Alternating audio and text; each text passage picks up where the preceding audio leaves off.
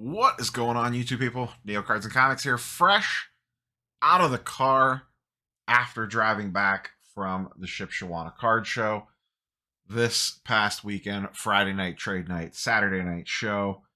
Just got out of the car, nice little 4-hour drive back. To the drive home, much less stressful than the drive there. We'll cover a couple quick things on the ship show here. But most of it I'll save for tomorrow's video. It's already recorded, actually. I'll go through all my pickups, just some general vibes, thoughts, all that sort of stuff. So that'll be up for you Monday morning, assuming nothing crazy happens on Sunday. But that video is recorded, ready to rock and roll. This week, it was a busy one. Probably one of the busiest news weeks we've seen on a Sunday morning show in a while. I'm not going to sit here and run down and recap everything. I would recommend if you missed anything. I think I did 3 different videos on the Topps conference. We had PSA pricing. We had gem rate numbers. We had all sorts of nonsense going on this past week. Plus, things I didn't cover. Let's see. There's the Golden now getting sued in regards to that LeBron RPA thrown in there with the card porn thing. There was and I have not dug into this one at all, but I saw the headlines on it. There was a vintage card that was trimmed that was graded by SGC and then graded by PSA. That news story was floating around out there. I never had time to get to that one with everything else going on. Just an absolutely wild week news-wise in the sports card world for the end of February heading into March. Local show scenes seem to still be just absolutely massive right now. Like I said, I was at the ship show. We'll kind of transition over to that. Like I said, I'll briefly touch on some of this stuff. We'll get into the details tomorrow in regards to pickups and whatnot. But what you see here is about 6 to 8 inches of snow, maybe. They got absolutely pounded on Friday night going into Saturday morning. Mostly Friday evening from about 3 p.m. until about 9 p.m. It was coming down. My last 30 minutes or so, or 30 miles or so of that drive was pretty brutal. Just getting from the hotel to trade night, which wasn't that far, was also pretty brutal. This was actually on show day. They got everything cleaned up and ready to rock and roll. One of my favorite parts of trade night, this was during the actual show itself. This was not me. This is from the B Sports, from his official Instagram account for the show. Very, very busy. People did not care about the weather. And like I said, Saturday things were relatively cleaned up. If you lived in the area, though, you definitely had to dig out. But my favorite part was this. This was at trade night. I posted a similar picture to this on IG as well. The wind was so bad and the snow was so bad that the power kept flickering in and out. And people didn't care. The trade night was packed. Brad said they estimated about 300 people at trade night. And I'm telling you, the weather was terrible getting the trade night. And they still packed 300 people in the room.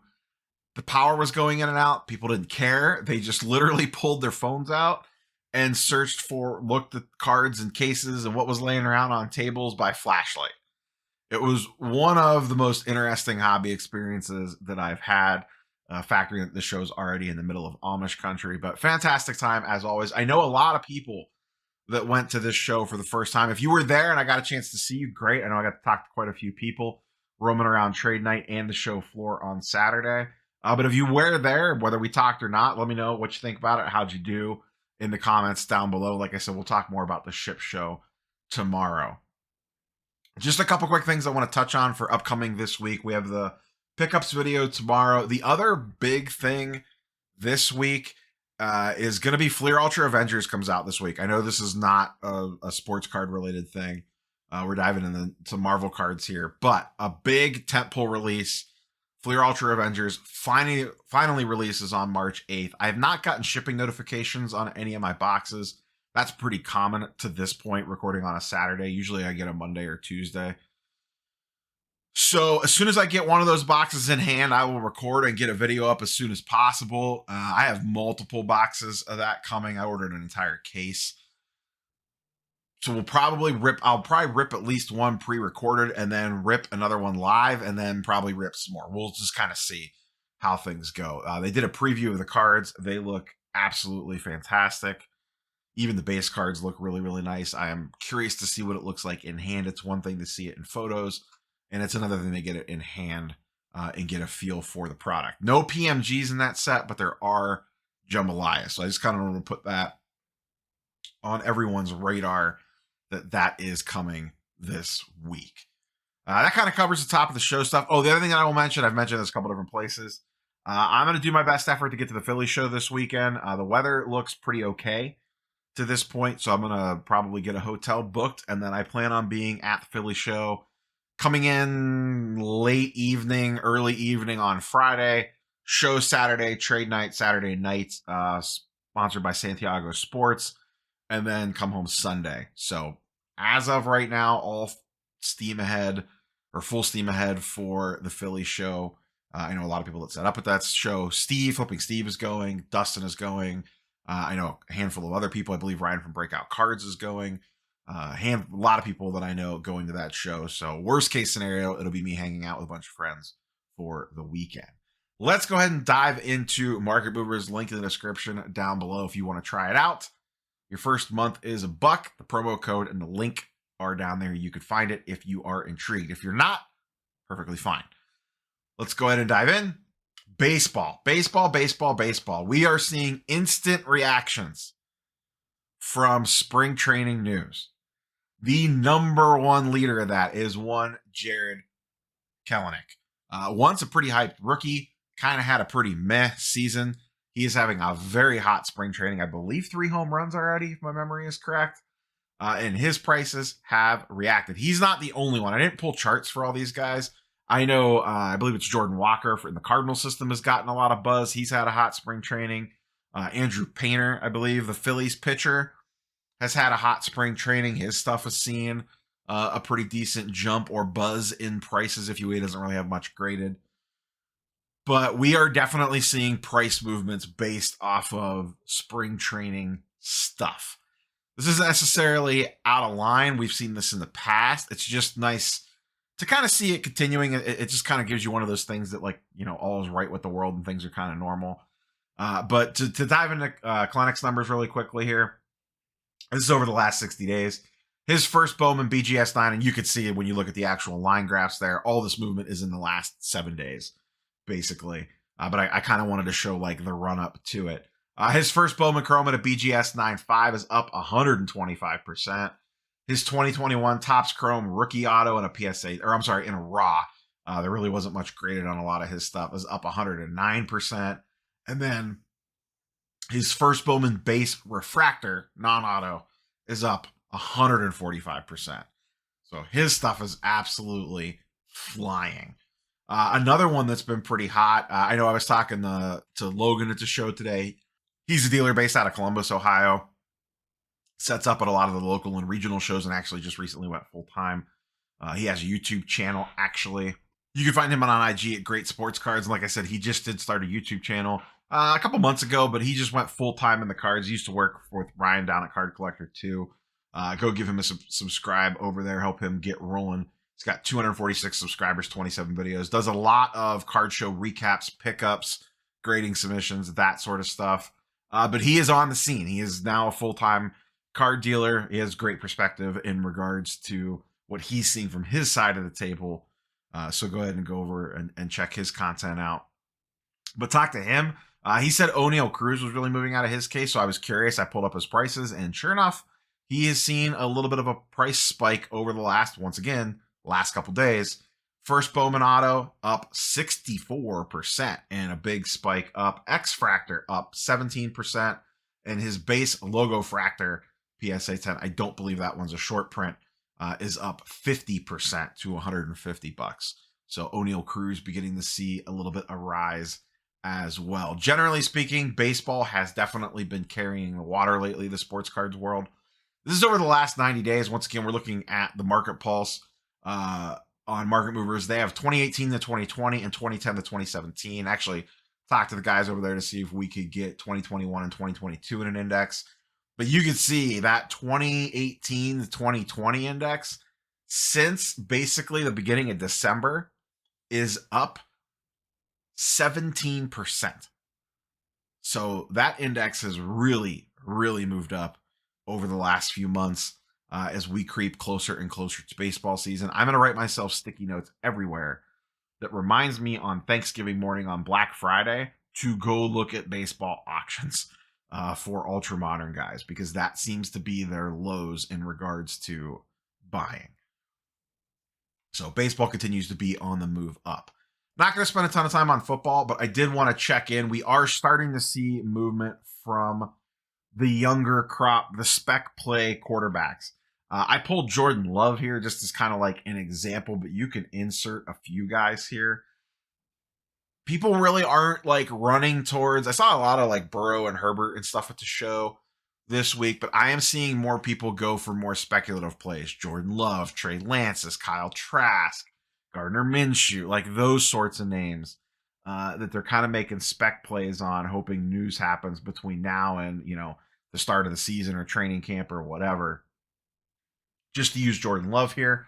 His PSA 10 Silver Prism up 13%, PSA 10 Base Prism up 20%, and his Optic Hollow PSA 10 up 34%. So football kind of in the dead period for football, but you are definitely seeing a lot of spec plays getting made for sure. Let's transition over to basketball. And I guess I did kind of bury the lead on this one. The other big story this week, Ja Morant doing dumb things. He's had 3 incidents in like the last 10 days of doing dumb stuff. And he is actually flip-flopped with Zion again in regards to PSA 10 silver prices. Jaws is down to $730. Zion is up to $870. There are some auctions ending tonight on Jaws silver prisms. I'll be curious to see how those end up if we continue to see a decline there. Funny part here is that Zion's out for we don't really know how long as well. This is over the last 60 days. Both guys are down, but Ja's down way more. He's down 27%, while Zion's only down 6%. Ja got a 2-game suspension. That news came down, or suspension / time away from the team, whatever you want to call it. That news just came down a couple hours ago from time of recording. We'll see what happens. If he can get his head screwed on straight, there might be an interesting buying opportunity here. Awful risky, obviously, for a multitude of different reasons. I actually traded away a Ja card on Friday night. Slight spoilers for tomorrow's video. Prior to that news actually happening, that leaves me with 2 major Morant cards left. I might have some like little odds and ends of stuff, but I think I only really have 2 Ja cards left. 2 bigger ones for sure, but we'll talk more about that in tomorrow's video. We'll see what happens here. Like I said, there could be an intriguing buying opportunity, but it is very, very risky. And I continue to not want to touch Zion. I just think, although he is ultra talented, he just cannot stay healthy. And boy, oh boy, I think it's going to, just because it moves at a slower pace, especially on the downward trend. I will also be curious to see how this affects 2019 wax, because all of a sudden this class has really gotten beat up. Zion looks like he's going to be super injury prone. Ja looks like he's a head case. All of a sudden, the 2019 class might be headlined by Darius Garland, who could potentially end up being the only non-bust out of that class if things keep trending the way that they are.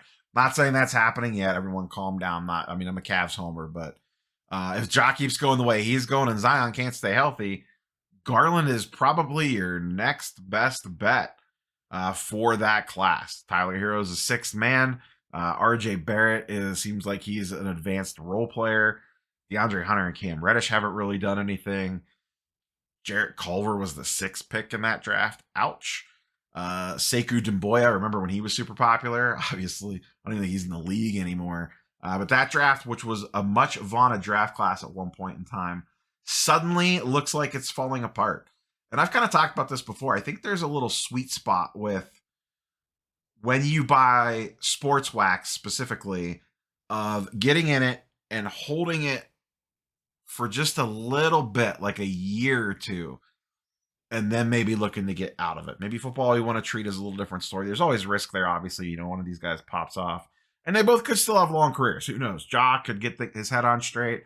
Zion could suddenly get healthy and go down as one of the greatest players in NBA history. Who the hell knows? We're just all guessing here.